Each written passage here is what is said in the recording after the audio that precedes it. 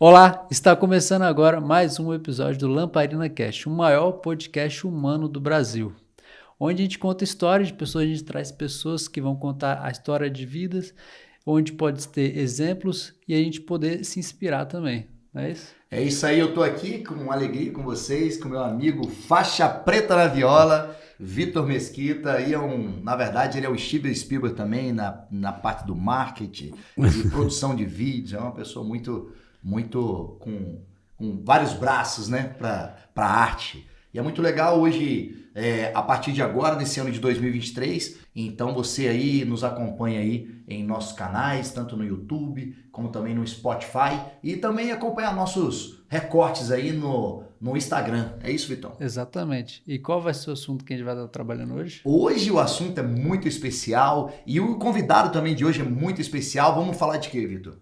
A gente vai estar falando a respeito do flow. O que é isso? Como é que a gente pode alcançar esse objetivo?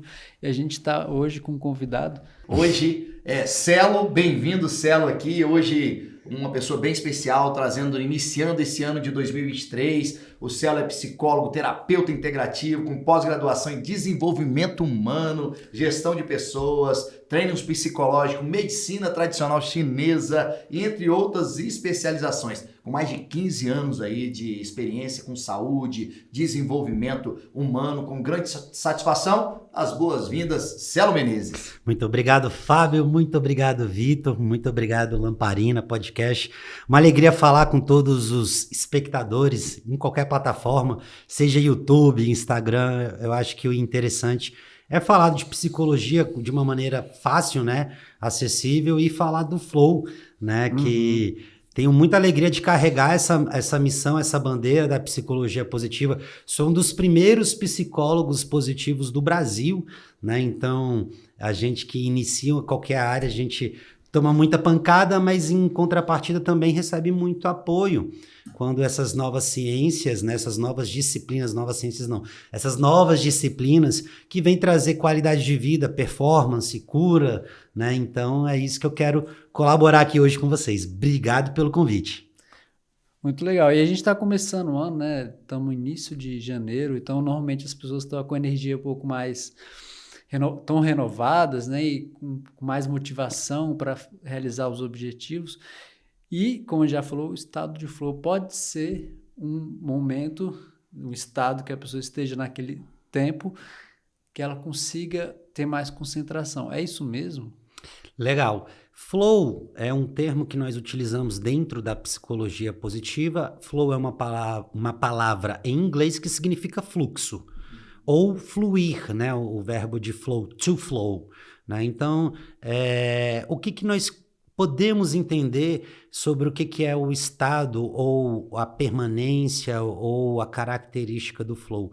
Nada mais é do que equilíbrio constante que promove saúde e ou prazer que promove equilíbrio e também saúde. O flow nada mais é do que estados psicológicos que nós seres humanos conseguimos alcançar através de atividades muito simples do dia a dia. Um beijo, um abraço, um eu te amo, uma carta que eu envio, um elogio que eu recebo ou que eu dou, uma caridade que eu faço. O que a ciência nos mostrou nos últimos anos? Mais do que a performance, né? E que é muito importante ter performance na vida, a gente pode falar sobre isso também, né?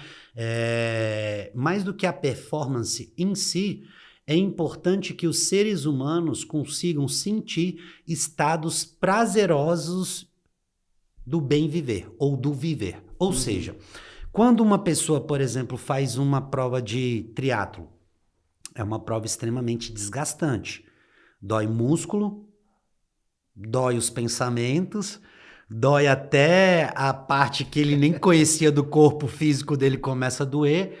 Mas olha, Né? dói tudo. É muito cansativo, é exaustivo, suga energia, e a pessoa às vezes fica ali 3, 4, 5 horas numa atividade de extrema intensidade, mas quando ela completa, se você conversa com ela nos primeiros 2 minutos, o estado de prazer é tão alto, e esse estado de prazer, ele é tanto emocional como fisiológico, porque quando eu completo qualquer prova, quando eu completo um jogo, quando eu completo uma missão, quando eu completo uma prova, um desafio, uma competição, quando eu passo em alguma coisa, enfim, quando nós conseguimos alcançar estados prazerosos, o que acontece no meu corpo, no seu corpo e no corpo de todo mundo que está assistindo a gente? A gente começa a liberar hormônios que fazem uma otimização do corpo e do comportamento ao mesmo tempo. O cara terminou o triatlo, ele está cansado, esborrachado, tá cheio de ácido lático, né? O famoso lactato, né? Que causa aquele endurecimento dos músculos. O cara tá destruído. O cara perdeu, às vezes, 2, 3 litros de líquido, né? Perdeu massa magra, né? Sobrecarregou o rim. Durante a prova, ele pensou 20 vezes em desistir. O músculo No mínimo, né? No mínimo, né? O músculo que começa a doer, a dor de pequena vai para média, de média para intensa, de intensa para extremamente gigante. E durante todo este processo de desgaste, deste processo de terminar a prova, ele tem que lutar contra tudo isso utilizando uma única energia, a energia mental. Ou seja, se o meu treino foi eficiente, se eu tenho as técnicas suficientes, vai doer o meu corpo, mas eu vou completar. Então, o nosso cérebro apaga a dor, apaga a cãibra, apaga o incômodo, quando você cruza a linha de chegada e você pergunta, como você se sente? A pessoa parece que acabou de nascer. Me sinto grandioso, me sinto bem, uma realização, eu sou um Iron Man, eu terminei o Iron Man. Às vezes ele terminou em 12 horas, no tempo limite para terminar a prova. Você conversa com ele, aquelas 12 horas de sofrimento viraram o quê? História, legado, prazer, satisfação, uma memória que ele coloca e naquele momento todas as dores físicas deixam de ser o mais importante na mente e o prazer então começa a tomar conta. O estado de flow nada mais é do que atividades, comportamentos, ações que nós podemos ter que trazem realização, performance, tratamento e cura das doenças mentais e melhoria das relações. O flow é isso, é saber fluir sobre todos os campos da vida. É isso que eu falo, né? Tem até o Segue o Flow, que é um jargão que eu falo desde 2017. Por que segue o flow, Fábio? Por que segue o flow, Vitão? Porque seguir o flow é seguir o seu próprio prazer, o seu próprio bem-estar. Às vezes, para mim, faz muito sentido fazer uma prova de triatlo. Para uma outra pessoa, é completamente insano. Então, para essa pessoa, ela não vai... Essa pessoa que acha que triatlo não é bom, ela não entra no flow, mesmo completando um Ironman. O que é um Ironman? São 3 maratonas, uma aquática, uma ciclística e uma de corrida. Celo, você falou que é um movimento, vamos dizer assim, é um movimento contínuo, mas não é permanente o flow, certo? Existe forma para você despertar esse movimento onde você procura estar com o flow mais permanente dentro de si? Sim. Se você observar, foi feito na Universidade de Berkeley, na Califórnia, uma pesquisa sobre o que era a felicidade. O que é essa felicidade? Felicidade é algo que está na minha mente e que difere da tua felicidade, que difere da felicidade do Vitor? Ou felicidade é algo tangível, estudável, factível? E nós observamos que sim, felicidade é algo real, concreto. Então, o que traz felicidade para os seres humanos, entre diversos outros fatores, a Universidade de Berkeley conseguiu catalogar os 7 principais fatores que trazem felicidade para os seres humanos. Primeiro deles, saúde fisiológica, ou seja, um corpo são, um corpo funcional, organicamente adaptado, funcionando, sem doenças. E o segundo pilar, nós vamos falar então de saúde emocional, cognitiva, psíquica, ou seja, uma pessoa que consegue ter as suas emoções, que consegue ter os seus comportamentos, saber lidar com o bom, com o ruim, com a frustração, com o ganho, com a perda, de forma natural. Em terceiro lugar, relacionamentos. E esses 3 pilares, né, relacionamento, saúde mental e saúde fisiológica, seriam então a base para nós sermos felizes. Significa então que pessoas que têm corpos doentes ou corpos inflamados... Não tem flow, vamos dizer. Pode até ter em algumas áreas da vida, Sim. mas tem mais dificuldade. Sim. Porque se eu sou corpo e mente tudo ao mesmo tempo, se meu corpo sofre, se um órgão meu, se um pâncreas, se um rim, se um coração, se um fígado está com algum tipo de problema, se eu tenho um hipotiroidismo, hipertiroidismo, se eu tenho diabetes, né, que é a insuficiência da suprarrenal, se eu tenho uma endocardite, um problema no coração, se eu tenho uma pneumonia, uma doença autoimune, todas as doenças que nós, seres humanos, sofremos, elas nos distanciam mais deste estado de flow, de sentir-se no flow. Porque, em última instância, para eu fluir, eu tenho que estar com essa sensação na cabeça. Sim. Então, primeiro de tudo, você vai encontrar 2 pessoas com câncer.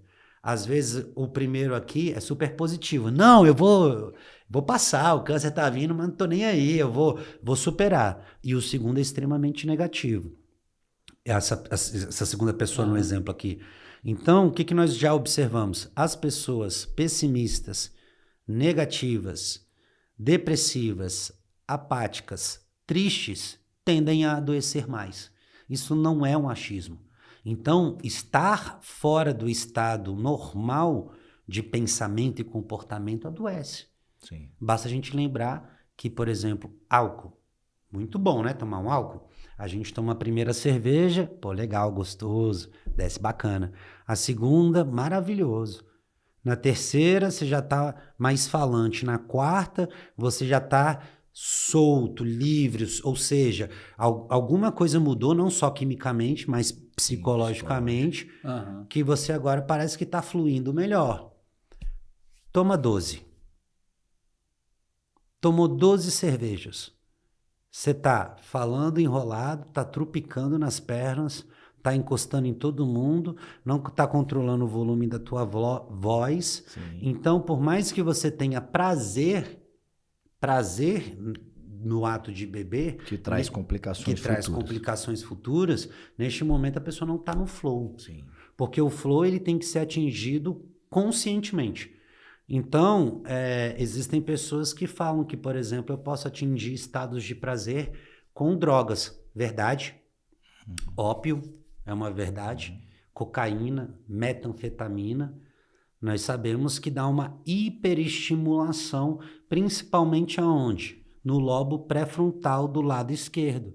Esse lobo pré-frontal, que é essa região aqui do cérebro, ela está muito relacionada com prazer. Sim.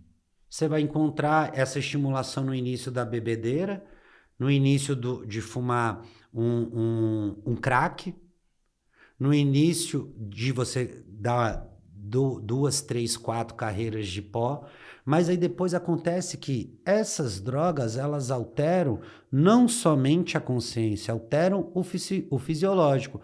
Batimento cardíaco, funcionamento hepático, funcionamento renal. E esse desajuste causado por essas drogas se torna desprazeroso. Certo. Vem a ressaca, vem a depressão pós-cocaína, né? Vem a necessidade urgente de fumar outra pedra de crack, no caso de quem fuma crack. Vem a necessidade de voltar para o estado hiperativo de hiperexcitação da metanfetamina. Então, olha só, entrar em flow pode ser um perigo dependendo de como que eu entro. Então, hoje existem pessoas que acreditam que eu consigo entrar em estados de flow, de hiperprazer, com drogas. E tem também, desculpa, Vitão, já te atrapalhando, já Claro. existe pessoas também que entram em estado de flow conversando com os amigos, né? Então, assim, tem pessoas que quando a gente pega as situações, eu mesmo, algumas vezes, eu peguei um telefone e conversei alguns assuntos, assim, que me eram prazerosos, que me trouxe boas energias, o tal do positivo, né? Trazer coisas positivas. Você falou no início da nossa conversa, trazer conversas positivas, como que é a psicologia positiva, é isso? Psicologia positiva. A psicologia positiva, ela nasceu com Silliman no final dos anos 80 nos Estados Unidos. O Silliman, ele era presidente da Associação Americana de Psicologia na época, e ele tinha uma filha de 4 ou 5 anos que, na visão dele, era muito reclamona, muito chorona, e todos esses comportamentos negativos dela, da filha dele na época, incomodavam muito a ele. Então, qual que era o comportamento dele diante da filha? Impaciência, mau humor, às vezes intolerância, às vezes até um pouco mais de rigidez ou autoritarismo com a filha. Por quê? Porque ele não entendia o estado que a filha dele estava. Certo dia ele estava na casa dele, olha como é que nasceu a psicologia positiva. E hoje é uma das psicologias que mais cresce no planeta, né? E eu fico muito feliz porque é justamente contemplar a excelência, a potência do ser humano. Ele estava, então, no quintal dele, cortando grama, né? E aí ele percebeu a filha dele fazendo algumas atividades e ela não estava conseguindo concluir com êxito as atividades. E ao invés dela chorar e reclamar, como ela sempre fazia, ela começou a se desafiar, a ter um comportamento mais positivo. Não, eu vou conseguir. E aquilo não era a filha dele. Foi a primeira vez que o Silliman viu a filha dele tendo um estado positivo. Porque ela era reclamona, ela era chorona, era de uma personalidade de se não conseguiu na primeira vez, eu desisto, acabou e vamos embora. Né? Então ela era uma criança que não era muito estimulada e nem era treinada para resistir às frustrações. No primeiro não ou na primeira frustração ela parava. E ele observou que aquele dia algo estava diferente na filha dele e que não tinha a ver com ele, pai. E aí então ele perguntou: o que está rolando com você? Você tá diferente? Sabe, papai, respondeu ela, eu sempre fui uma menina chorona, eu sempre fui uma menina reclamona. Só que eu percebi que isso não me ajuda a concluir as tarefas. Nessa hora, o pai dela, o Silliman, teve o que a gente chama de epifania. Caramba! Então, na verdade, a cura não é tratar o que está ruim, não é tratar o que está faltando, é potencializar aquilo que faz funcionar. As qualidades, as habilidades, as competências, o treino.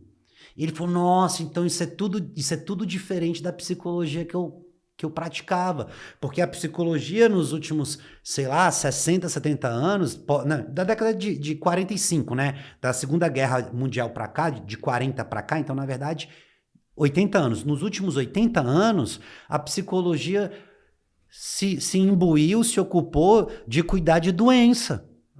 O mundo estava em guerra. Todo mundo ficou louco da cabeça, todo mundo ficou perturbado, transtornado, adoecido. As relações começaram a ruir, os divórcios começaram a virar lei, porque as pessoas não conseguiam mais conviver umas com as outras. A cultura mudou, a política mudou, o mundo foi separado em dois polos, o polo ocidental e o polo da Rússia. E mais na frente a gente foi observando uma capacitação extrema dos seres humanos. As pessoas começaram, então, a ter que trabalhar demais. Então, os pais não conviviam mais com seus filhos porque os pais não estavam mais trabalhando em casa, né? Cuidando dos seus filhos em casa, dentro das suas pequenos comércios, das suas fazendas, como era na década de 20, 30, 40 e 50. Não, agora os pais e mães estão na rua trabalhando. Tudo isso alterou nossa forma de ser e existir. E a psicologia acompanhou isso. Então a psicologia começou a tratar só o quê? Ansiedade, depressão, toque, compulsões, né, psicoses, e por aí vai. Então a gente se ocupou muito tempo de falar daquilo que não funcionava nos seres humanos. O Silliman, ele observou que, cara, existe a possibilidade de tratar e curar pessoas não mexendo ou não tão focado só na doença. Potencializar. o que ela tem. O que ele percebeu? A psicologia esportiva, né, lá da década de 10 e 20, daí que vem os coaches, né? Coach, na verdade, é uma palavra que se chama carruagem, no inglês arcaico, que vem do século XIV, mas mais para frente, ali no século XVIII, o coach sai daquele coxo e começa a ser a pessoa que cuida dos outros, ou que treina os outros. Tanto é que hoje o inglês moderno nós chamamos coach de treinador ou professor, né? O mais comum, o coach, ele é um treinador. Então, daí é que vem a palavra coaching, treinamento ou treinando, né? Então, os coachings, eles não tratam doenças mentais. Nenhum coach é habilitado para tratar qualquer doença que seja ou qualquer assunto de saúde. O coach, ele é habilitado, supostamente habilitado, né? Para fazer o treino com você em alguma habilidade sua que já existe, mas que precisa ser lapidada, te tirando do ponto A, levando para o ponto B. Isso vem do esporte, né? Então, o Fabinho é do jiu-jitsu. Ninguém começa faixa preta, meu amigo. Não, é ralação mesmo. É ralação.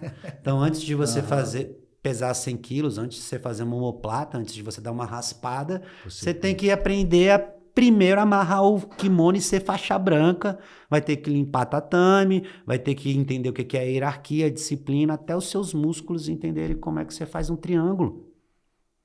Como sai dele, né? Viu, Vitão? Não é só pegar a viola e começar a tocar, não. Não é? E é isso, a psicologia do flow, a psicologia positiva, ela vem para dar mais performance para as pessoas. Ela vem para dar qualidade de vida para as pessoas. Ela vem para dizer, se você é muito bom na habilidade de falar, vai à máxima potência, porque quanto mais habilidade e prazer você tem numa área, maiores são as suas chances do seu corpo físico e as suas relações estarem também se desenvolvendo. Não parece muito lógico isso? Imagina, cara, como é que você quer chegar, por exemplo, pegando agora, saindo um pouco da área do esporte, vamos dentro das empresas. Você chega lá com 18 anos de idade e quer ser gerente de alguma coisa. Faz sentido? Qual que é a sua competência? Por mais que você tenha estudado nos melhores colégios durante os seus primeiros 18 anos de vida, não faz muito sentido você pegar um cargo de gestão que tem a necessidade como pré-requisito de habilidade em gerir, sendo que você nunca geriu nada dentro de uma empresa. Sim. Então não faz sentido eu querer, no meu primeiro emprego, ter o meu maior salário. Mas o que nós brasileiros aprendemos o tempo inteiro? Nós não podemos trabalhar por pouco. O que é um erro também. Se você não trabalha por pouco, você não trabalha. Quem é que está pior? Quem não trabalha ou quem está trabalhando por pouco? Meu amigo, quem está trabalhando por pouco está muito mais próximo de chegar no primeiro milhão dele que quem está parado. Exatamente. Então a psicologia positiva, ela fala o seguinte, meu irmão, o não movimento, o estar parado também é movimento, que é o movimento de permanecer parado. E a não ação... É uma ação, né? É uma ação, parado, exato. É uma ação. Não agir é uma ação. E nós criamos, então, uma sociedade brasileira extremamente não ativa. Nós não sabemos. Nós brasileiros somos uma das nações que mais se frustra com o primeiro não. Nós temos um dos maiores índices do mundo de abandono de faculdades. Primeiro que a gente não explica o que é uma faculdade. Segundo que a gente não pergunta, não alinha o prazer da pessoa. Fabinho gosta de esporte, Vitão gosta de música, de arte, de edição. Eu gosto de seres humanos, eu gosto de comportamento. E aí vão me colocar para ficar, sei lá, virar velejador. Não, meu amigo, eu vou ser um péssimo velejador. Eu posso até entrar dentro de um barco, aprender, mas eu nunca vou ser um Amir Klink. Não tá dentro da minha essência, dos meus valores, não tá no meu flow. Quando a gente busca isso, né, o flow, né, quando a gente busca a percepção do que a gente pode ser melhor com nós mesmos, a gente passa por uma transição eu vejo que é uma transição importante na vida do ser humano, quando ela conscientiza o que realmente ela quer para si, né, e com isso trazer um movimento para sua vida, né, o que cai do céu? Chuva. Se eu não fizer por onde para cair as coisas boas, para mim, para vir as coisas boas, eu fico o quê? Aguardando algo de alguém, algo que não vai existir, se eu não fizer um movimento, né? Eu acredito que o movimento é muito importante para que eu possa dar seguimento, igual foi falando aí. Pelo menos eu já dei um primeiro passo dali, né? É melhor você não ter nada ou ter alguma coisa? Ter alguma coisa. E daquele ter alguma coisa, isso eu falo porque uma experiência que eu tive, eu comecei a ter um trabalho, eu também tenho a formação em Direito. Então, comecei como formei em Direito, fiz OAB, tenho minha OAB, sou advogado. Então, quando eu entendi o que eu queria para mim, às vezes não foi fácil dar o primeiro passo. Porque às vezes o primeiro passo requer o quê? Você dá um passo para trás e 2 para frente. A vida é muito assim, né? Um movimento para ter esse estado de flow. Né? Hoje eu me sinto bem com minha profissão, do que eu gosto. Eu tenho podcast, eu sou professor de jiu-jitsu, tenho um projeto social. Então tudo isso me traz o quê? Prazer, traz a sensação de felicidade. A felicidade é nada mais o quê? Que o sucesso. Né? O sucesso não é sucesso nas mídias, não é isso. O sucesso, ao meu entender, é a satisfação pessoal. Né? E eu penso que o flow seja isso. Parte disso também, né, Celso? Sim, sim. E aí a gente falou as 3 primeiras camadas da felicidade, que é saúde fisiológica, saúde psicológica e relacionamentos. E nós temos mais 4 para cima. A 4ª, olha só que interessante, pessoas felizes têm boa gestão de tempo. Não tem como você ser feliz se você não sabe usar o tempo. O tempo é o único ativo realmente igual para todos os seres humanos. O tempo é a única moeda da qual você pode multiplicar ou dividir a qualidade da tua vida. Isso eu falo para os meus pacientes, isso eu falo para as empresas que eu palestro, isso eu falo para os meus alunos nas pós-graduações e cursos que eu dou aula. O tempo, ele é uma moeda muito interessante, que nas mãos de pessoas sábias vira um facilitador do bem viver. E na mão de pessoas complicadas, difíceis, vira a maior cilada para se viver. Então, muitas pessoas que sofrem de depressões, casamentos ruins, empresas que não dão lucro, elas intimamente estão ligadas em maior ou menor grau, a uma incapacidade de gerir bem o tempo. As 24 horas são prósperas para todos os seres humanos. Daí a importância... É a mesma 24 horas. Né? Para todo mundo. O sol nasce para todos, né? Igual. Ah, mas é porque eu tô no Brasil e o cara nos Estados Unidos tem uma condição melhor. Meu amigo, se você olha a sua qualidade de vida pelo retrovisor do qual você nem tá sentado no carro, você já tá errado. A felicidade não se mede pelo avião que você nem tá dentro. Porra, mas eu só vou ser feliz se eu atingir tal coisa, eu só vou ser feliz se um dia eu for faixa preta que nem o Fabinho, se eu editar um filme que nem o Vitão. Nada a ver, cara. Né? Então a gente às vezes também não consegue ser grato por aquilo que acontece de bom na nossa própria vida. E a vida ela é igual, em maior ou menor grau, para todos. É claro que existem condições muito adversas para uma grande quantidade da população.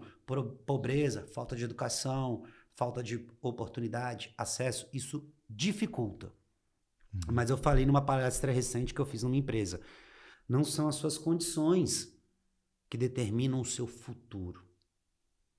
São as suas ações. E para agir, eu preciso estar alinhado com a minha mente, com o meu corpo, com esses 4 pilares que eu falei. E o 5º, qual que é o 5º pilar? Realização, propósito e carreira. As pessoas vieram no mundo para fazer algo.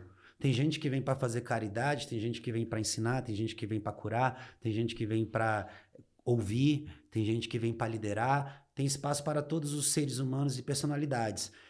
Quanto mais alinhado eu estou dentro daquilo que eu vim fazer, eu estou fazendo o meu propósito.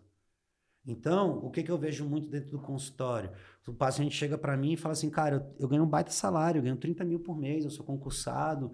ralei pra caramba, fiquei 3 anos ali. Ou então, poxa, não tô bem, tô ganhando os meus R$ 6.000, mas com isso eu consigo viver, mas eu não sou feliz. Pô, aí eu tenho um paciente que ganha R$ 6.000 e é infeliz, eu tenho outro que ganha R$ 30.000 e é infeliz. Então a grana não é A grana que molda a o felicidade. molda a felicidade. Ela pode influenciar e a gente vai falar que não influencia. Então nós falamos 5 pilares da psicologia positiva que cria a felicidade. Saúde fisiológica, saúde mental e psíquica, relacionamentos, gestão do tempo, carreira, propósito, né? E o que eu vim fazer na vida. E o sexto é gestão financeira. Se o cara que ganha 1.000 não sabe viver com 1.000, ele é infeliz. E se o cara que ganha 1 milhão não sabe viver com 1 milhão, ele é infeliz do mesmo jeito. O dinheiro, e aí essa mesma universidade também, né, que tem um curso que vale muito a pena, é um curso livre, que se chama Science of Happiness, Ciência da Felicidade. E foi feita uma pesquisa que a diferença para o cara que ganha, lá nos Estados Unidos, a diferença para o cara que ganha $20.000 por ano, ou seja, pouco menos de $2.000 por mês, e para o cara que ganha mais de $2 milhões por ano, ou seja, pouco menos de $200 mil por mês, é só o que eu consigo adquirir pro externo. Ou seja, a felicidade, ela é até impactada pelo que eu tenho para fora, mas não é determinada. Porque você vê, as 5 primeiras camadas que nós falamos são todas internas. É o meu corpo, é a minha mente, são os meus relacionamentos, é como eu faço meu tempo, é com o que eu trabalho ou com o que eu vim fazer no planeta. Em sexto, lá quase no topo da pirâmide, que vem grana. Porque grana também é uma energia. Sim. Na atual sociedade. Sim.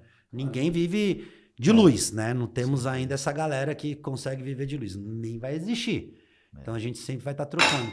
Opa! Acontece. Isso aí. E por fim, ó, foi até a fé. A fé.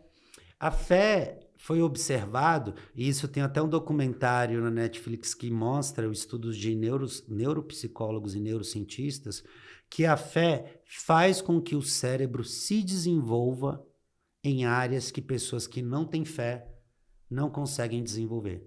Principalmente relacionada ao hipocampo, ao hipotálamo, que tem a ver com as suas memórias e a sua capacidade de ressignificar. E olha só que doideira, olha que coisa maravilhosa. Quem tem fé não tem um entendimento sobre o que é perdão ou sobre o que é bondade, muito mais, às vezes, em média, aprofundada ou espiritualizada de quem não pensa que Deus não existe, que acha que simplesmente as coisas são o que são pela ciência. O que eu observo? Pessoas extremamente céticas, elas conseguem enxergar o mundo de forma muito analítica. Pessoas que são racionais, mas que têm fé, elas conseguem também ter essa visão analítica, mas tem coisas que elas falam. Isso não é a ciência que explica. É algo como se fosse, o que eu vou deixar de legado? O que eu vim fazer nesse mundo? Eu vim aqui nesse mundo para ser do mal? Ou eu vim nesse mundo para deixar o ambiente que eu vivo bacana? As pessoas espiritualizadas, e tem uma cena incrível nesse documentário, que é, eles pegam um monge, que é monge há 30 anos, e colocam dentro de uma tomografia computadorizada. E falam para o monge assim, seu monge, comece a fazer a meditação da compaixão. Essa área que eu acabei de falar, que é a área do lobo pré-frontal esquerdo, que é do prazer, quando ele começa a meditar, as imagens pipocam, brilham. Ou seja, quando ele pensa só em pensar em bondade, só em pensar em compaixão, o cérebro do lado do prazer ativa inteiro. E aconteceu 2 coisas interessantes também. Aumentou o nível de saturação, conseguiu melhorar o aproveitamento do oxigênio. Outra coisa aconteceu, o ritmo do coração baixou, conseguiu ter melhor eficiência cardíaca. Outra coisa aconteceu, disparou o intestino e aumentou a produção de serotonina, que é o hormônio da felicidade. Só do cara pensar em compaixão. E o contrário é verdade. Quando eu penso em morte, em ódio, em ira, eu disparo o cortisol, eu corto a ocitocina e a dopamina, que é do amor, né? Então, o nosso corpo, ele reage o tempo inteiro aos estados de flow ou não flow, né? E isso é interessante, porque você está falando do estado de prazer, né? Mas, por exemplo, uma pessoa que tem vício em pornografia, ela tem aquele prazer. Isso é flow ou é só um prazer ali? Legal. E aí, então, a gente vai entrar numa parte que é o nosso cérebro, ele é um cérebro diferencial. O que é um cérebro diferencial? Só passa uma informação por vez. Quem interpreta o que é bom ou o que é ruim é algo chamado consciência. A consciência, para existir, ela precisa de 4 minerais básicos: cromo, cobalto, cobre e selênio. Esses 4 minerais, se eles não existissem em quantidade suficiente no cérebro, nós nem conseguiríamos falar do jeito que estamos falando, certo? Sim. Então significa que, para ter também consciência, eu preciso ter outros tipos de energia, como energia nutricional, né? Eu preciso me alimentar, e outras situações, como eu preciso dormir, e outra, eu preciso viver, e outra, eu preciso aprender. Então, o que nós observamos? A pornografia, ela seria, entre aspas, a repetição do ato sexual. Seria. Mas o que eu vejo na pornografia? Eu vejo um contexto artificial, onde tem uma história artificial, onde eu também tenho uma performance artificial. O cara fica ali junto com uma mulher ou com um grupo de pessoas fazendo um ato sexual muitas vezes incompatível com a própria biologia humana. Os estudos mostram que seres humanos do tipo macho, eles têm o orgasmo entre 3 e 6 minutos. Nós, homens, então, vamos ter um orgasmo em média de 3 a 6 minutos. Uma mulher leva entre 15 a 20 minutos. Daí, então, a necessidade do que as mulheres falam para nós, homens, das preliminares. Porque enquanto nós já estamos completamente aquecidos, elas estão ainda ligando os motores delas. Porque nós temos corpos e receptores de prazeres diferentes, apesar de sermos todos seres humanos. Só que em algum momento a pornografia entra como um estímulo a mais. A pornografia, ela não tem problema enquanto eu a consumo de forma esporádica, de forma a ter um prazer direcionado a mim ou ao parceiro ou à parceira que seja, e pronto, acabou por ali. Agora, a partir do momento que a pessoa precisa da pornografia para se excitar, precisa da pornografia para ter uma performance com a sua parceira, a pessoa já está entrando no distúrbio. Por quê? Nós, homens, somos preparados para sentir uma fêmea excitada e nos excitamos. E as mulheres são capacitadas também biologicamente e emocionalmente para ver um homem excitado e se excitarem. Então, a relação é algo muito natural.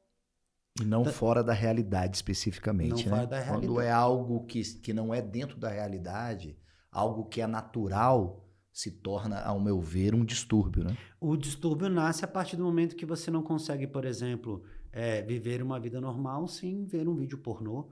Você não consegue se excitar só pelo simples fato de olhar os olhos da sua mulher, né? Então, eu já tive relatos dentro do consultório de pacientes que só conseguiam ejacular, chegar ao orgasmo, se ao mesmo tempo com a sua mulher ali no ato tivesse um estímulo de um vídeo pornô. Olha o tanto que essa pessoa está desconectada dela mesma. Sim. Ela está ali de frente de uma pessoa que ela gosta, que ela ama, que ela tem sentimentos, que ela tem pulsão sexual, mas isso não é o suficiente para ela ter o ato em si de forma natural, um ato no flow. O ato sexual, ele é uma energia. A sexualidade é uma energia. Nós aprendemos que a sexualidade ela está em quase tudo. Então, o grave, ele excita. O agudo, né, ele alarma. A gente que é músico, a gente sabe disso, né? Coloca o grave.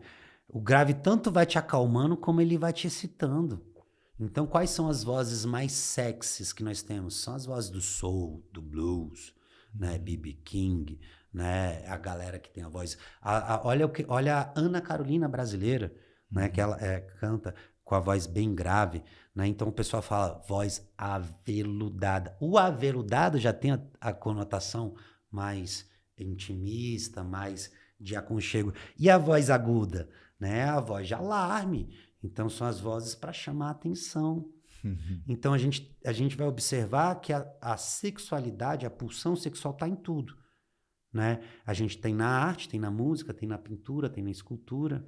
Nós temos nos alimentos, os alimentos picantes, né? Os alimentos vermelhos. Qual que é o alimento do sexo? Chocolate, morango, mel.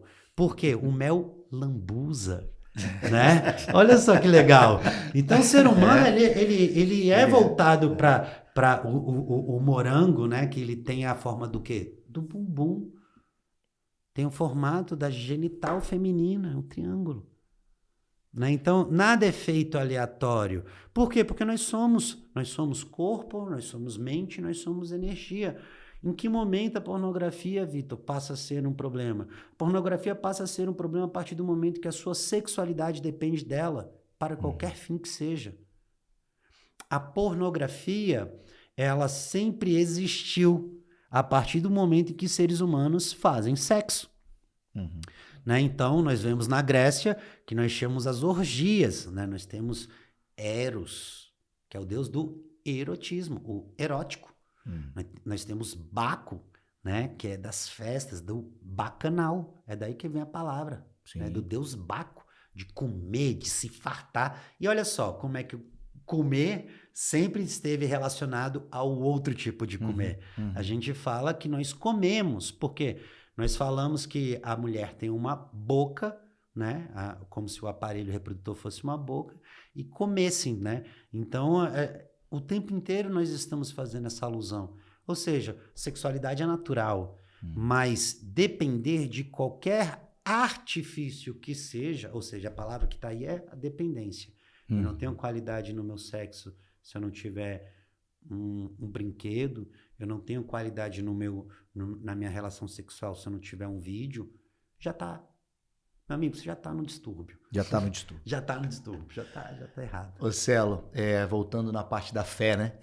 Bom, que é dentro do céu ao inferno. Da parte dos pilares, quando a gente estava fazendo, muita gente se prende e uma forma bem uma figura especificamente para despertar isso. Se falou de retrovisor, né? Muita gente fica de olho no retrovisor da vida, né? Olhando para trás o que se passou e não vê pelo para-brisa aquilo que a gente tem para frente, o presente, o futuro, né? Então a fé ela remove montanhas, né? Igual foi falado, a montanha, ao meu entender, são pensamentos, né? São pensamentos que às vezes a gente tem que trazer fé para remover montanhas que estão dentro do nosso pensamento e com aquilo nos dá qualidade de vida para que a gente possa ter realmente mais positivo dentro da gente, né? E isso por isso eu entendo que você estava falando aí, eu examinando aqui a parte do flow, né? Por que a fé é tão importante assim dentro desses pilares? A fé é interessante que ela... Epa! Opa! Tá vendo? É a segunda vez que a gente falou de fé, é a segunda vez que faz o barulhinho aí. Então, é isso aí. Vou melhorar aqui. Vou melhorar. Não, são as energias né, divinas aí. O que acontece? A fé, por algum motivo, ela norteia os seres humanos a olhar para os outros. Se você observar as religiões, o que elas querem? Elas querem pacificar, elas querem trazer modelos de bem viver, elas querem trazer em maior ou menor grau condutas do que eu posso ou do que eu não posso fazer. A fé quer trazer para a gente caminhos a serem seguidos, um norte, uma bússola, uma agulha, né?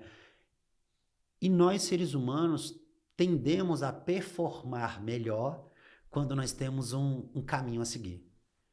Então, se você chega e fala para 10 homens que estão dentro de um gramado, com 2 barras retangulares cravadas no chão, e você dá a bola para eles e divide em 2 times, e fala assim para eles, joguem futebol, mas esses 10 homens nunca viram futebol, eles não vão jogar. Mesmo que eles estejam num campo de futebol, eles não vão jogar. Agora, se você pega esses 10 homens e começa a falar que essas barras de metal são as traves, que os campos são divididos, que se chuta só com o pé, que pode chutar com os 2 pés, que quando sai pela linha é lateral, quando sai pelo fundo é escanteio, o que você está fazendo para essa pessoa? Dando um norte. Sim. E quando você dá um norte, aquela bola, aquele campo e aquelas barras que não fazem sentido nenhum começam a virar o jogo. E o jogo dá prazer. Começa a ter significado. Tem né? significado. Significado dá para quem pratica significância. Eu me sinto importante. Então, o significado de tudo da fé é a significância que ela te dá na tua vida. Ou seja, aonde você se coloca enquanto pessoa. A pessoa que começa a ter fé, ela começa a entender que caridade é importante, não porque é um bom exemplo. É assim que ela entende que a vida dela é tão boa, ou é menos pior do que quem está muito lascado do que ela, que mesmo com os problemas que ela tem, mesmo com a falta de saúde que ela possa ter, mesmo com o casamento que não está indo tão bem assim, ela ainda tem capacidade de ajudar aos outros. Isso a fé dá. De uma forma melhor e mais aprimorada de quem não tem fé. Não significa que quem não tenha fé não possa ser caridoso, não possa ser altruísta, não possa ter senso de universalidade e coletividade. Mas a história diz o contrário, né, cara? Vamos lembrar os grandes nomes aí do planeta, são pessoas que têm muito fé. Jesus, Sim. Siddhartha Gautama, Sim. né, Mahatma Gandhi, né, Madre Teresa de Calcutá, e mesmo que alguém venha falar mal das coisas que ela venha, né, possa ter um dia feito em vida, né? Então, assim, são pessoas que olham para o outro e falam assim, não, peraí, eu poderia ter, sim, muito mais só para mim, mas eu resolvo cuidar do meu planeta como um todo. É uma pessoa que se incomoda com a saúde dos animais, com a saúde do planeta, com a saúde financeira dos outros, né? Consigo, com o bem-estar coletivo. A fé te coloca em situações de pensamento mais aprofundadas psicologicamente de pessoas que nunca experimentaram uma fé. Eu atravessei o caminho de Santiago de Compostela em 2005 de bicicleta, né? Então eu saía daqui do Brasil com um amigo meu, e o Denilson Postai. Eu na época tinha 22 anos e ele tinha 35. Começa a diferença, né? Então já são 2 mundos. Um moleque, né? Terminando a faculdade de psicologia, inexperiente, tudo, né? Cabeçudo de tudo. Mal hablava o portunhol, né? E vamos nessa, vamos para a Europa. E ele com 35 anos, né? Então já tinha mais vivência, já tinha passado por mais faculdades da vida. E, cara, a gente começou a pedalar e, assim, a viagem de bicicleta, a viagem de cicloturismo, ela acontece com tudo em cima da bicicleta. Então, você chega no aeroporto com a sua bicicleta, tudo que você precisa está em cima da bicicleta, né? Então, toda a sua vida está em cima da bicicleta e a gasolina são as pernas, né? O primeiro dia de pedal, o segundo dia de pedal, porque o primeiro a gente foi para a França. Aí o segundo dia de pedal, que era da França para a Espanha, a gente estava numa cidade chamada Saint-Jean-Pied-de-Port, na fronteira sul com a Espanha. É onde acontece a etapa dos Pirineus, do Le Tour de France. Sim. Fabinho, é tão inclinada as subidas, você pede para Deus te levar, cara. Porque assim... O vento, Deus através do vento levando. E a gente foi no outono, salvo engano, em um frio da moléstia. E assim, eu e o Denilson, né, subindo a montanha, a gente ia fazer uma subida de, salvo engano, 25 quilômetros. 25 quilômetros numa montanha muito íngreme vira ali umas 4 horas de pedal sem parar. Para você ter ideia, 25 quilômetros a gente faz em menos de 40 minutos no plano. No terreno plano, 25 quilômetros por hora não é difícil. Sim. Mesmo com a bicicleta carregada, não é lá tão difícil. Mas numa subida, como nos Pirineus, vira 4 horas. O problema é que quando a gente começou a subir o tal dos Pirineus, começou a chover. Até aí, a gente, como bom ciclista, estava preparado, tinha capa de chuva. O problema é que não nos avisaram que no outono a temperatura nos Andes podia baixar para menos de 0. A gente não tinha esse material, não. A gente tinha roupa de ciclismo para chuva e até 5 graus Celsius. Eu não tinha uma calça para neve. Eu não tinha uma calça para neve e chuva impermeável. Não tinha. Nós estamos falando de 2005. E aí a gente também descobre, quando começa a chover, da pior forma, que é melhor você estar sem roupa do que com roupa. Por quê? Quando tá chovendo e com frio, o pano fica mais gelado que a tua pele. Sim. É porque o corpo fica esquentando e o tecido tá esfriando o tempo inteiro, porque tá caindo a água e tá 0 grau. Ficou 0 grau a temperatura e chovendo. O tempo fechou, muito cinza, e eu e o Postais subi na montanha. E o caminho de Santiago de Compostela, ele inteirinho, ele é marcado com setas, que as pessoas já marcaram há séculos e séculos e séculos atrás, ou com pedras. Ou seja, é impossível se perder no caminho de Santiago de Compostela. Afinal de contas, é desde o século IX que existe essa porcaria, meu amigo. Então tem mais de 1.100 anos que a galera tá sabendo por onde andar. Só não tinha avisado isso pro Postai. E a gente lê os livros, né, para fazer o caminho. E assim, quando a gente chegou no topo da montanha, e aí dá aquela sensação muito prazerosa, igual o cara que termina o triatlo, tá ligado? Caraca, top, moleque! Subi a montanha, subi os Pirineus, onde a galera faz o tudo aí, eu sou o cara, velho, eu tô no flow, velho, tô lascadão, tô fudido, né? E, pô, tu fica grandão, tu fica gigante. Certo. E aí, quando você chega no topo da montanha dos Pirineus, não é mais pista. Você não tem mais que pedalar pela pista, você tem que ir por uma trilha. E tava escrito com as tintas, com as setas no chão e as pedras. Eu, com os meus 22 aninhos, já tinha lido o livro, tava safo. Falei pro meu brother, é pra direita, tem que pegar o caminho de trilha. Nessa hora surgiu o meu apelido. Eu não tenho Júnior no meu nome. Mas como eu era muito mais... Eu ainda sou, né? Porque ele tá Juninho, vivo. calma aí, Ele deixa falou assim, eu. Juninho. Não, Juninho. A gente subiu a montanha inteira na pista. Você tá maluco, cara? Continua na pista. Eu olhava a pedra, eu olhava a seta, eu falava, não faz sentido, cara. Vamos pra direita. Ele, Juninho, vamos pra esquerda. O que a gente não tinha percebido é que aqui tá Saint-Jean-Pied-de-Port. Subi a montanha. Quando chegou aqui, cara, a gente tinha que ir pra cá. E descer lá pra Espanha. Porque a montanha, na verdade, era um conjunto de montanhas ao redor dessa cidade que voltava pra mesma cidade. Uhum. Quando chegou lá em cima, eu com 22 anos, eu não tinha ainda essa cognição, nem essa autopercepção. E eu olhei pro cara e falei, quem tem 35 pensa melhor do que quem tem 22. Segui o cara. Coisa mais deliciosa é descer uma montanha depois que você sobe ela, né? Sim. Pô, descendo. E aí até o frio vai embora. 0 grau, chovendo, a gente... Tão felizão. Nada de aparecer a catedral, que era o destino final. Catedral de Rocenvalles. Nada de aparecer.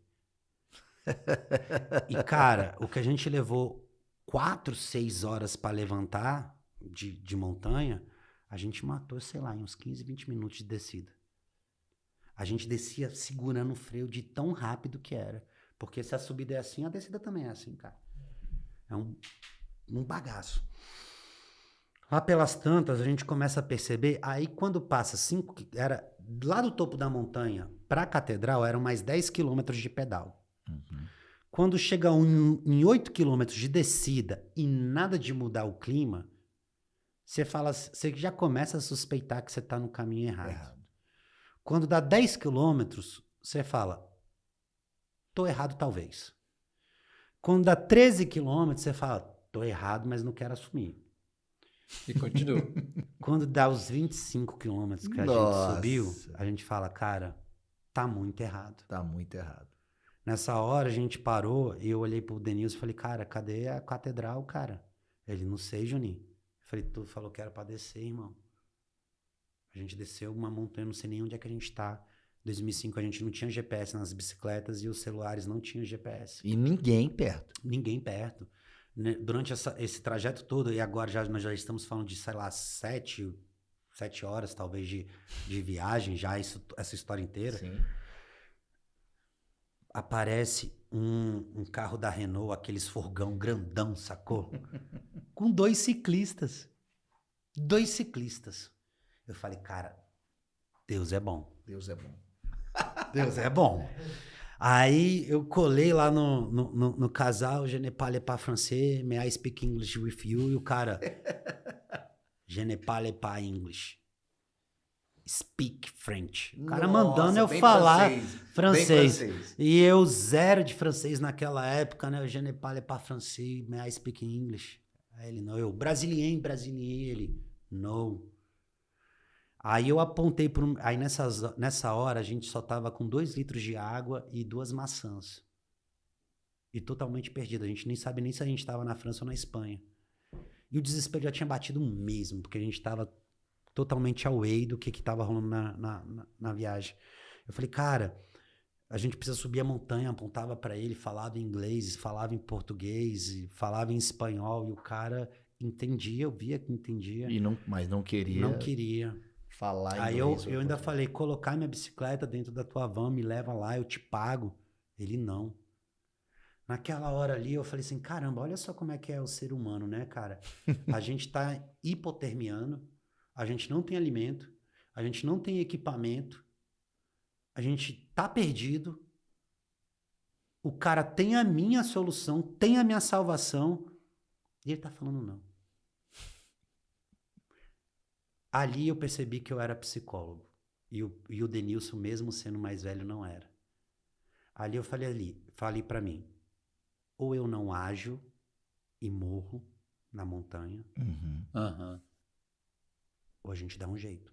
Aí eu perguntei pro cara, pra onde que é a próxima cidade? Ele, não. Ele não queria nem falar onde é que a gente tava. Caralho.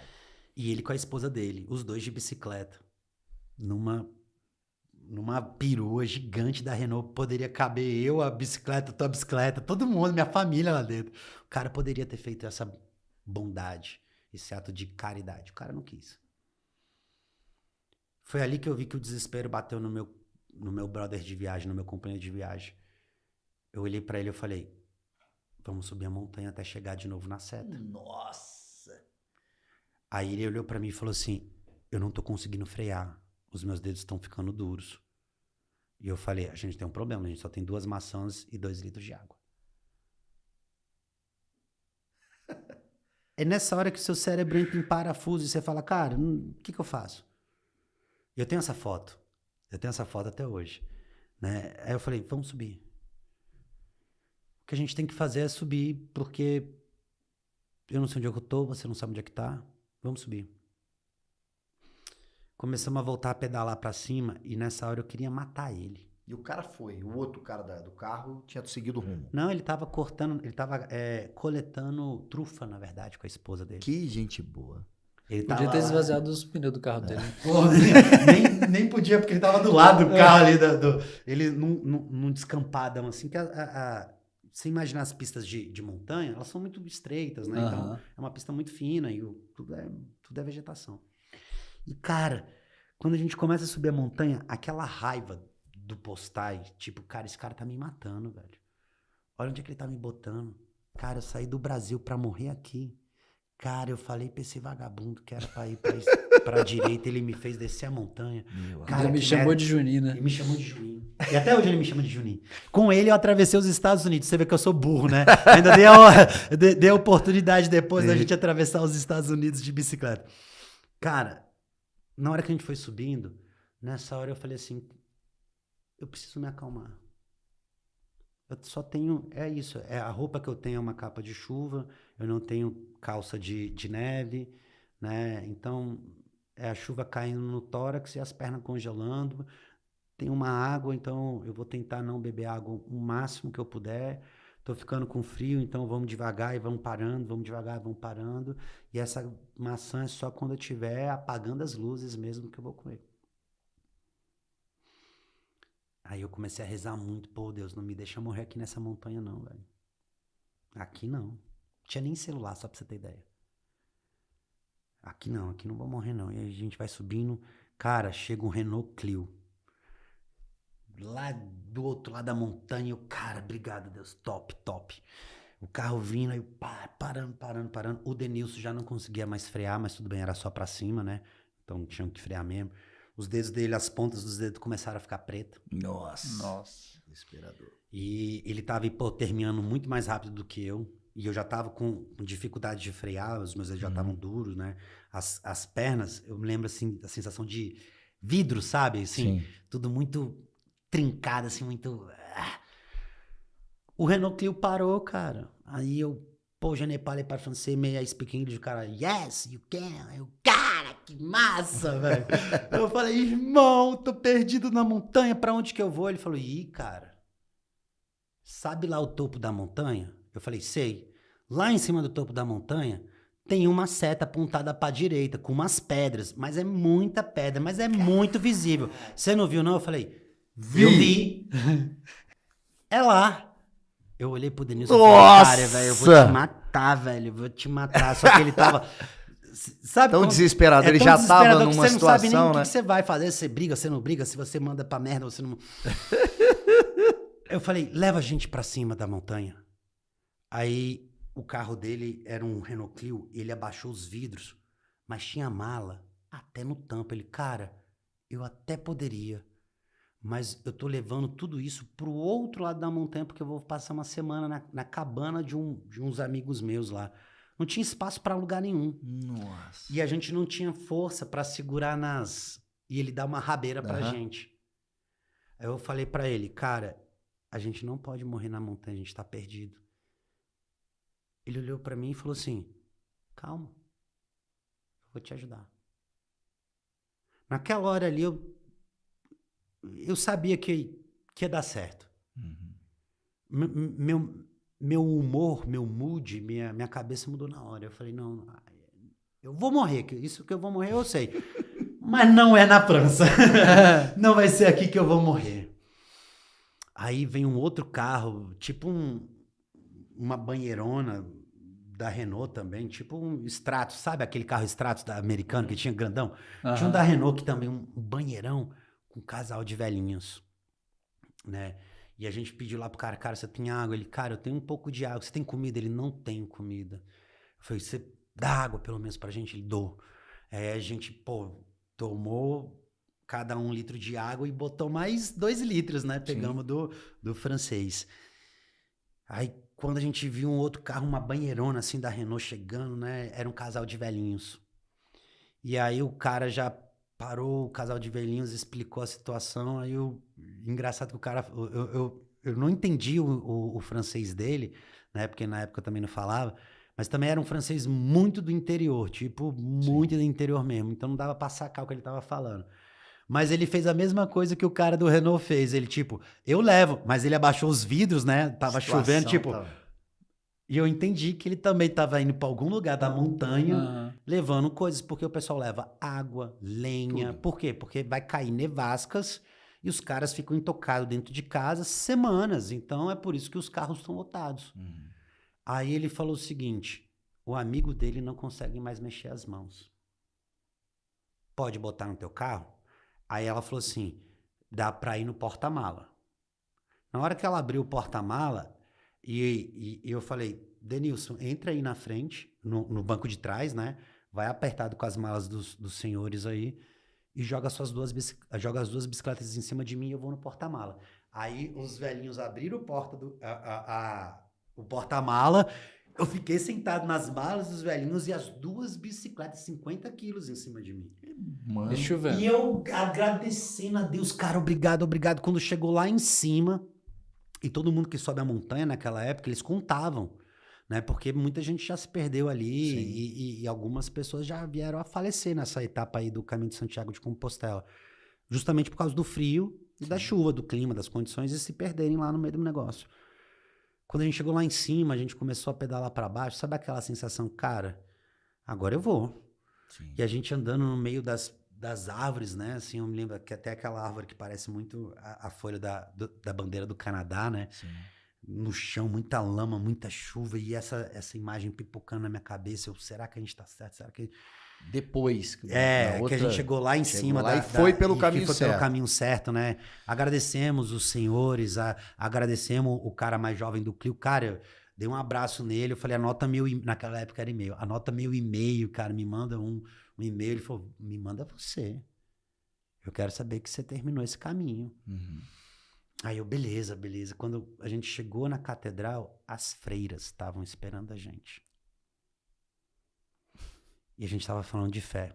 O Denilson não acreditava naquela época, em 2005, em Deus. E eu vinha pedalando, rezando, cara. Pô, Deus, me tira daqui, pai, tal, que não sei o quê. Na hora que ele viu as senhoras, a gente se aproximou dessas senhoras com as nossas bicicletas, branco, congelando o corpo, sem comida, sem nada. Uma das senhoras falava assim, vocês são os 2 brasileiros que a gente estava procurando há mais de 3 horas na montanha. Eu olhei pro Denilson e falei assim, não é Deus não? Ele olhou pra mim e falou assim, Juninho, é Deus. Essas freiras pegaram a gente do jeito que a gente tava, colocaram dentro de um banheiro com roupa e tudo, cara. Água quente na gente. Até a gente conseguir voltar a mexer as coisas, o corpo direito. Naquele dia ali eu percebi que eu entrei num flow mais profundo. Eu consegui ampliar minha capacidade de resistência. Eu ampliei minha capacidade de resistir à frustração. Eu ampliei meu controle emocional diante do absurdo, diante da... Você vai morrer. Ali eu tive uma sensação de quase morte, né? Então é interessante que então o flow, quanto mais você entra, menos medo você tem. Menos comportamento equivocado você tem. Entrar no flow nada mais é do que conhecer amplamente a si mesmo. Todos os lados de você, o bom, o ruim, o que presta, o que não presta. Naquele dia eu tenho plena consciência que eu era um cagão. O que me mandasse eu ia fazer. Mesmo que o certo estivesse na minha cara, aparente como estava lá no alto da montanha, eu não tinha capacidade de seguir minha própria voz. Quando eu terminei o caminho de Santiago de Compostela, 1000 quilômetros depois, né? Eu cheguei na catedral assim, eu falei, cara, é igual a sensação de terminar o Ironman. Uhum. Cara, eu terminei. Eu botei uma coisa na minha cabeça que era fazer o caminho de Santiago de Compostela. Eu botei na minha cabeça que eu ia pedalar 1.300 quilômetros e eu pedalei. 1.300 quilômetros. É. E eu pedalei. E assim, para um atleta profissional, isso ele faz numa semana, tipo, é nada. Não, mas é para mim, entendeu? É o meu flow. Uhum. Eu não tô me balizando pelo retrovisor do vizinho. Então, para minha história de vida, esse é meu flow. Uhum. Eu vou chegar pros meus filhos, pra Elise e pro Marcelo, e vou falar assim, cara, vai aparecer situação muito difícil na tua vida. Vai aparecer e você tem que dar um jeito. Porque o papai não vai estar lá, cara. E eu gostaria de estar lá pra tu. Pra você, Elisa, pra você, Marcelo, mas eu não vou estar lá, cara. Então, que você faça o melhor uso do seu cérebro. que você conheça os seus medos, que você conheça as suas imperfeições, que você conheça também principalmente as suas qualidades, porque são pautadas nas suas qualidades que você atinge excelência. Quando você treina todo dia naquilo que você gosta de fazer, você se torna craque. E não o melhor, não é? A questão não é ser o primeiro, né? Nessa vida eu nunca vou ter a habilidade do Neymar, mas se eu treinar todos os dias pelos meus próximos 40 anos, eu vou me tornar um bom jogador de futebol, mesmo que master, sênior, whatever. A ideia nunca é me comparar aos outros, a ideia é sempre olhar para a minha trajetória, para o meu caminho de trás e falar assim, cara, essa é a minha jornada. E tá valendo, foi cheio de coisa, foi doloroso, mas também foi bom, né? Quando eu tava lá, eu me arrepio todinho, cara. Cara, eu falo com a minha mãe um dia desses falou assim, você virou homem aos 22. Eu voltei um homem mudado. Eu voltei de lá assim... Eu sei o que eu vim fazer neste mundo, entendeu? Eu sei o que eu vim fazer no mundo. E quando você sabe o que você veio fazer no mundo, para você se perder, fica mais difícil. Eu sei tudo que me tira a atenção. Eu sei as pessoas que me tiram a atenção. Eu sei quem chega para somar e eu sei quem chega para subtrair. E a ideia da vida não é exatamente a gente ter os melhores carros, as melhores viagens. Não, que bom que você tenha, se conseguir. Mas o objetivo da vida, único e simplesmente, é se desenvolver. Isso está na nossa biologia, de todos os animais, né? Então você vê nas plantas, você vê nos bichos, você vê no mar, você vê no céu, tem que se desenvolver. Depois de uma tempestade, a gente não consegue ficar 40 dias como foi, né? Alguns períodos aí, como fala na Bíblia, o dilúvio. Você não vê 40 dias chovendo o planeta inteiro. Você não vê 40 dias de seca no planeta inteiro. Você não vê nevascas em 100% do planeta. Se nem o planeta é 100% em nada, quem dirá nós? Se o planeta está o tempo inteiro se movimentando, se destruindo e construindo, se modelando e remodelando, é o próprio mundo te falando o que você tem que fazer da sua vida. Caiu, junto o que sobrou e vai em frente. Passou da montanha, olha para cima, tem mais montanha. Né? Então é uma decisão sua, se você vai ou não vai. Né? Hoje a gente criou muitos heróis, principalmente este mundo maravilhoso que é o podcast, né? Tem gente aqui que, cara, pô, tem a Ferrari, tem isso, tem aquilo, que não sei o que não, mas não é sobre essa guerra. Né? É por isso que nós somos o podcast o quê, Vitor? Mais humano do Brasil. É o mais humano do Brasil. É o podcast Lamparina Cast. E é isso. O mais humano do Brasil. Eu acho que a ideia, quando a gente fala de psicologia positiva, se você olhar para sua vida agora, você tá aí dentro, tá ouvindo a gente, tá dentro aí do seu celular, dentro da sua casa, dentro do seu carro. Você vai observar, cara, que se você parar para reparar direitinho, você vai ter inúmeras coisas, talvez 20, 30, 50 coisas que você tem para se queixar da vida. Todos nós temos. Todos nós temos. Eu fiz uma vez, tava com as pessoas conversando, aí a pessoa reclamando muito, né? Reclamando, não, porque não sei o quê.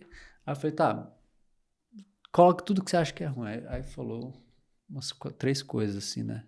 Eu falei, só isso? Toda essa reclamação é por causa de 3 coisas? Tu não acha não? Eu falei, não, aí eu dei 33 coisas ruins. Tá. Multiplicou vezes 10. Eu falei... Vezes 11. Aí a pessoa ficou olhando assim, eu falei, agora eu vou dar mais de coisas boas. Aí eu coloquei 47 coisas. Aí eu falei, por que eu não tô reclamando? Porque eu acredito que as coisas boas fortalecem o que a gente precisa. Eu acho que tem muito a ver com a fé, é a gente confiar. Porque muitas vezes eu vejo que a fé tem muita ligação com a confiança. Você confiar que vai dar certo. Confiar que tem alguém tomando conta da gente, cuidando da gente, né? Aí pode ter uma fé em Deus, porque eu acredito que às vezes a pessoa não acredita em Deus, mas ela tem fé que ela consegue fazer. A fé não precisa ser na persona do Deus. É fé. A fé pode ser, inclusive, a fé na ciência. Existem pessoas que têm fé na ciência e tá ok também. É um tipo de fé. Acreditar que absolutamente tudo do universo veio e é explicado a partir da energia científica, ou dos fundamentos, das teorias, também é um tipo de fé. O que nós estamos falando? É aquela pessoa, o ateu, né? É o que não... E junto com o agnóstico, que são coisas diferentes, né?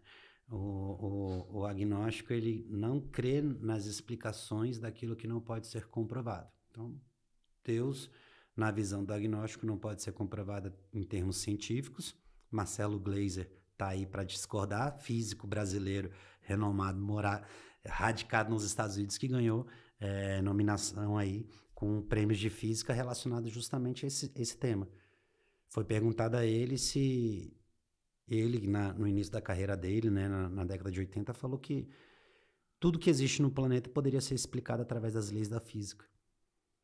Depois de estudar muito Stephen Hawking e outros caras, agora mais velho, ele percebeu que o que a gente talvez chame de Deus esteja muito mais próximo da ciência do que distante, como ele sempre pregou. Ou seja, não me importa qual que é o nome do seu Deus, então assim, onde você acredita a sua fé, mas que a fé mexe com o seu cérebro, mexe. Ponto. É isso. É isso. E eu acho que a grande ideia... Todo mundo sofre, né? Todo mundo tem essa questão de problemas em casa, problemas fora de casa, problemas de saúde, ou situações difíceis de lidar, né? Mas a questão não é essa. A questão é o que você faz diante das dificuldades. E outra, se você é uma pessoa que só consegue observar o que está ruim, você sempre vai ser doente. Porque você está tentando consertar o que não funciona. Agora, se você é atento o tempo inteiro ao que é bom, você está sempre saudável. Porque você está sempre potencializando o que te faz bem. Aí vai fazer todo sentido a frase que eu falei no início. Sim. Tem duas pessoas com câncer. Uma que está levando câncer na maciota e outra que está se matando ainda mais por ter câncer. Quem está matando é a mente. Né?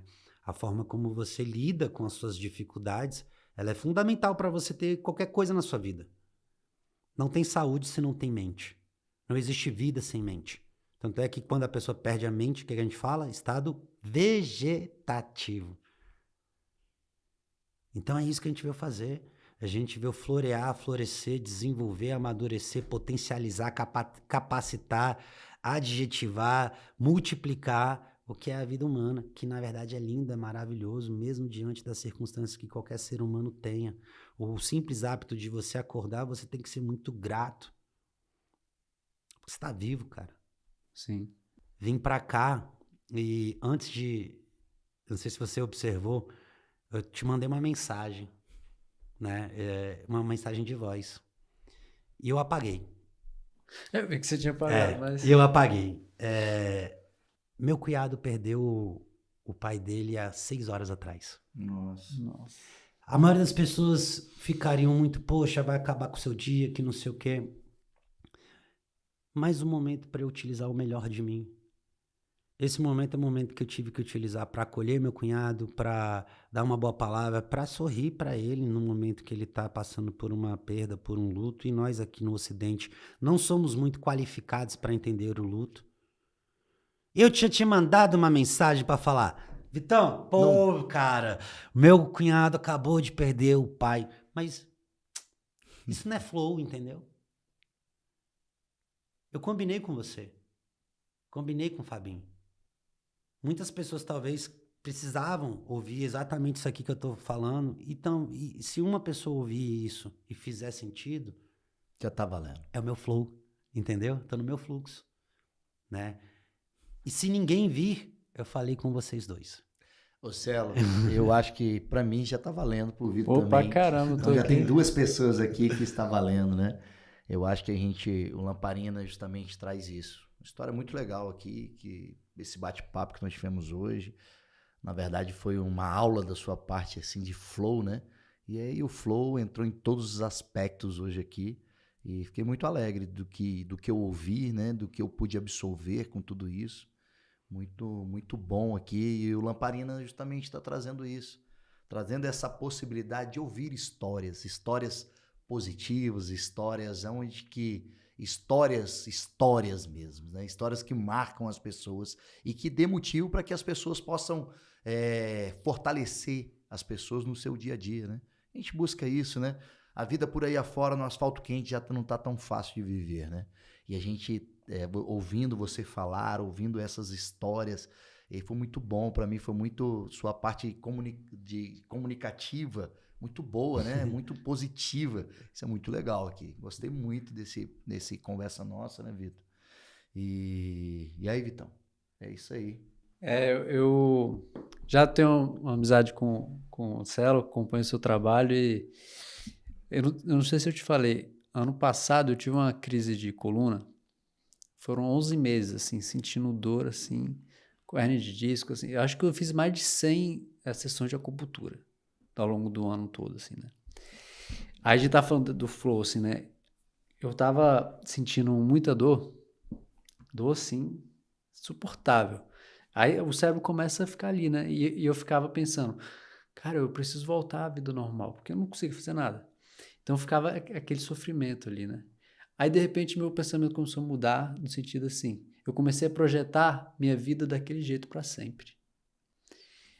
Aí eu falei, cara, isso vai dar ruim. Porque se eu tô projetando que minha vida vai ficar desse jeito, Vai ficar. vai ficar.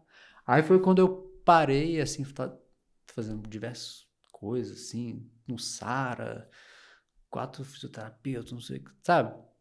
A família toda tava por conta, né? Aí eu comecei a meditar. Assim, diversas outras coisas, mas assim, quando o meu pensamento começou a diminuir a velocidade, a frequência, eu fui saindo. Então eu acho que é isso, você esteve falando, né, de conhecer a ti mesmo, né? Como é que a gente vai se conhecer se a gente não para de pensar muito? A gente tem que parar, olhar pra gente, né? Exato, perfeito. Você deu um exemplo simples e real de como que a mente, fora de um fluxo normal, fora de um ritmo normal, adoece a gente. Então, o que você está falando possivelmente tem a ver com uma crise de ansiedade, com talvez um excesso de trabalho, um burnout, né, um esgotamento mental, e que vai sobrecarregar quem? Fisiológico, a gente carrega. Então, nosso corpo ele dá sinais que são sinais muito claros de que a gente ou deve parar ou deve continuar. Nós que somos teimosos e muitas vezes não vemos esses sinais. Eu acho que o bonito da psicologia positiva é justamente treinar e tratar essa capacidade maravilhosa de bem viver. Então, quando um paciente meu chega dentro do consultório, eu não fico tentando ver as doenças dele. Eu tento ver o ser humano que está diante de mim. A pessoa que tem uma diabetes, ela não teve a diabetes só por conta da comida. É engano pensar isso. A pessoa Certeza que que tem não. depressão, ela não tem problema só mental. É engano pensar isso. A pessoa que faliu uma empresa não é só falta de gestão. É engano também pensar isso. É quando você começa a enxergar a vida e os seres humanos de uma forma mais íntegra, cara, você fala, eu sou responsável por isso tudo, cara. Eu sou responsável pela minha vida. Entendeu? Então eu tenho que ter essa autorresponsabilidade. Se sua vida está muito maravilhosa, seja grata a você, acorde todos os dias e fala, eu sou muito bom no que eu faço, obrigado, Senhor, por tudo isso que você está me dando. Mas é mérito meu e eu mereço sim essa vida e eu vou prosperar nisso. Agora, se você está doente, também tem essa mesma responsabilidade. Deus, eu te agradeço pela minha doença. Porque fui eu que desenvolvi ela. Só que sou eu que vou tirar ela. Né? Então, as pessoas perderam essa capacidade ou estão perdendo aos poucos essa capacidade de cuidar de si. E aí nós criamos gerações menos capacitadas e a falta de qualificação gera o quê? Um futuro menos qualificado. Isso que me preocupa em relação a mim. Eu não estou aqui para mudar ninguém a não ser a mim. A grande revolução nunca começa pela quantidade de pessoas que te seguem. A grande revolução é a quantidade de comportamentos que você faz. Se você quer espelhar sua filha para ter bons hábitos, comece por você. Se você quer criar bons homens para tratar bem as mulheres e tratar uns aos outros, seja você esse bom homem antes. Né? Então, não adianta a gente querer exigir dos filhos, do vizinho. Pô, meu vizinho faz barulho pra caramba, mas você na primeira oportunidade vai lá e faz o triplo de barulho. Né? Não faz muito sentido. Então a gente não tem que estar olhando pro externo. Né? O mundo, né? O mundo é muito interessante, que Platão falava isso lá na época, né, dele, os primeiros filósofos, que é a teoria da caverna, cara. Né? Não adianta você pedir para um ignorante, não ignorante daquele cara que não estudou, mas pessoa ignorante mesmo, né? Que não se abre para a vida.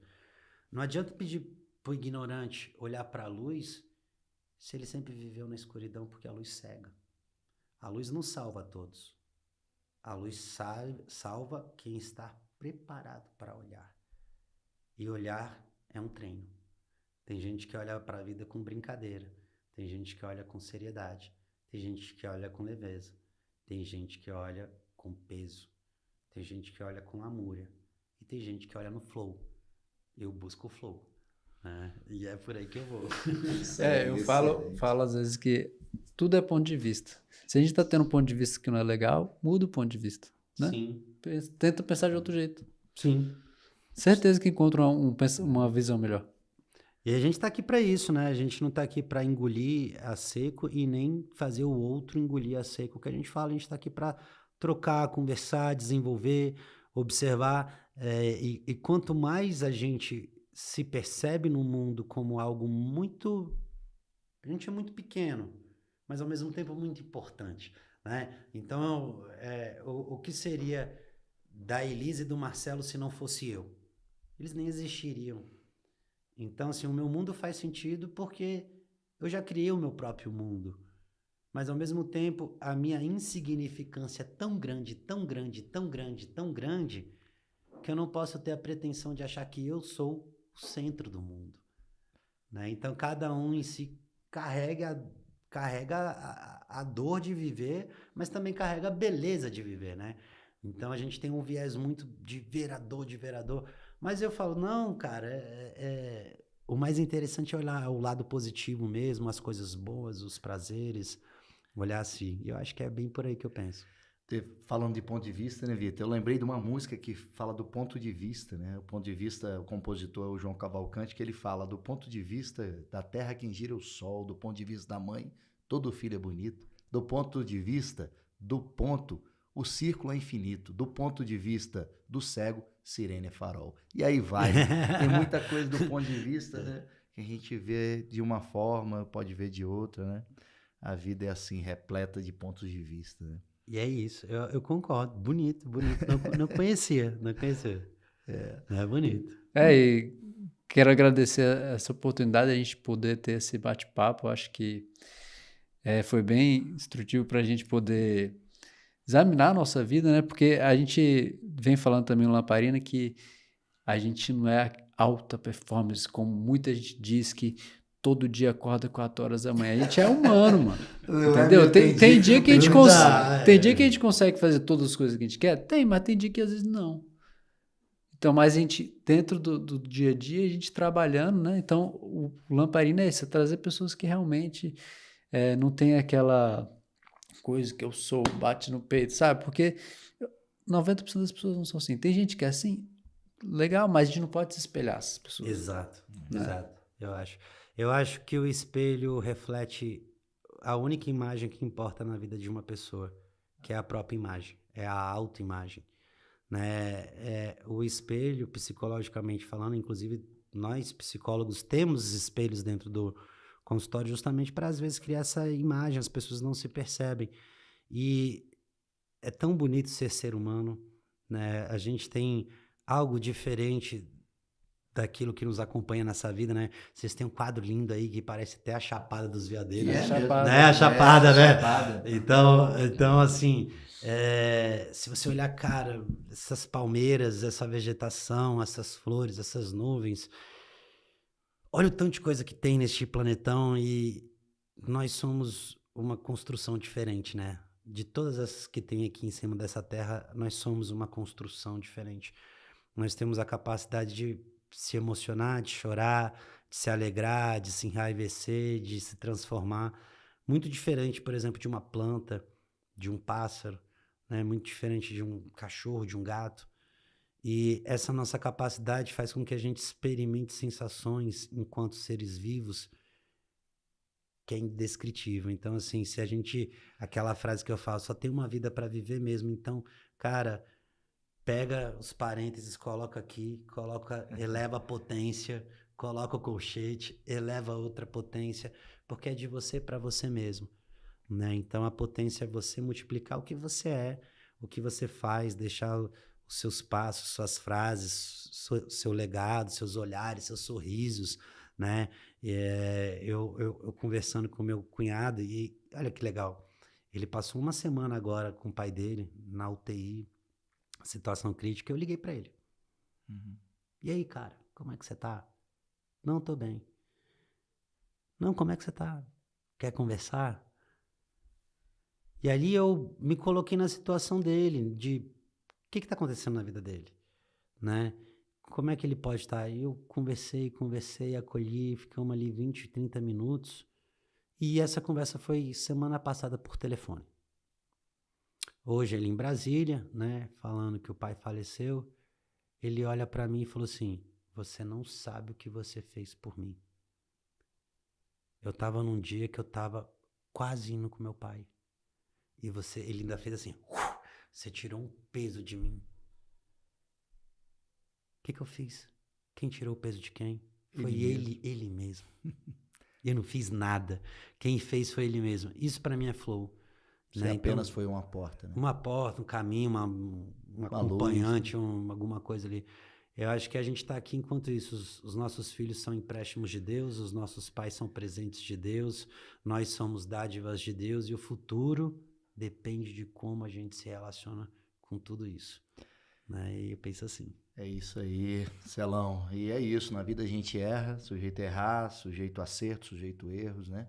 A paz nasce dentro da gente. Não adianta a gente querer a paz lá fora, sendo que a paz dentro da gente precisa estar brotando, né?